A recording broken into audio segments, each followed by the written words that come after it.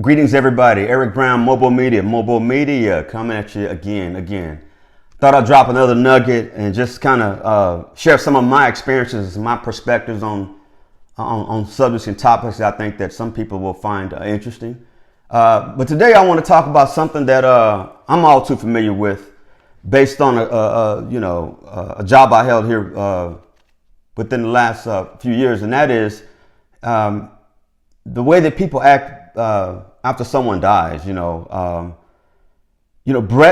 brings out the worst in people. I'm going to tell you, death brings out the worst in people. I was the state director for Texas State Veteran Cemeteries for about 8 years.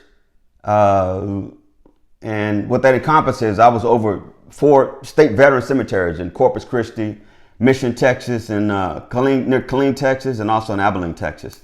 I was the guy sitting in Austin making the calls on the budget, also making the calls on whether someone could or could not be buried. I was a guy there dealing with the federal government, because the federal government provided funding to help with maintaining the cemeteries and things like that. So it was a huge job. It required certain skill sets. One skill set it definitely required was a level of compassion about you and empathy, because you're dealing with people in their worst moments. But one thing I found, man, is that death brings out the worst in people. It brings out the worst in people. I cannot tell you some of the stories that I've witnessed, that at events where you think that they should be more respectful, or they're there to honor the dead, but they're there fist fighting and pulling out weapons and you name it, man. I've seen some of the craziest things there, man. I remember one time someone called the office and told me that someone, for some reason, there's a whole row of headstones. You got veteran headstones, and these white headstones, if you go to look at Arlington National Cemetery, any other veteran cemetery, those are standard headstones. But for some reason, someone had bought flowers for a whole row of headstones, and they bought the same bouquet of flowers for the whole row of headstones. Well, come to find out, after they dug a little deeper, come to find out one of the folks buried at the cemetery had a mistress. And that was her way of honoring the gentleman at the cemetery without the wife finding out. It was just the craziest thing. I've seen folks pull weapons out at cemeteries, and I've had to, let folks know to call the cops and have them on standby while we're trying to honor the veterans at these state veteran cemeteries. But death brings out the worst in people. One of the biggest things I see with death is when the deceased leaves behind possessions and money, man. Oh my God, oh my goodness.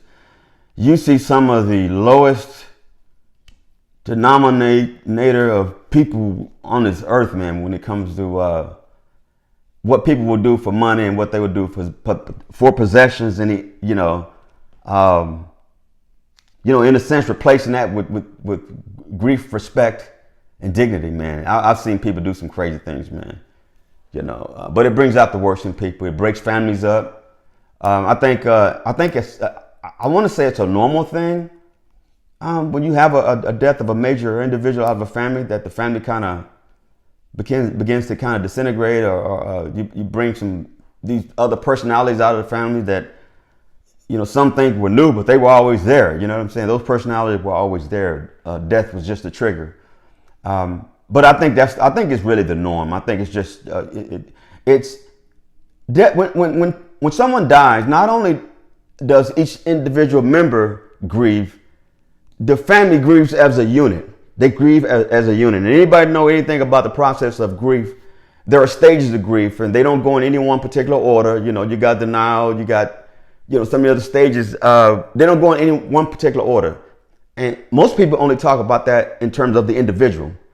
But those stages of grief also apply to a group, whether it be a group of officers on a police force where an officer was killed.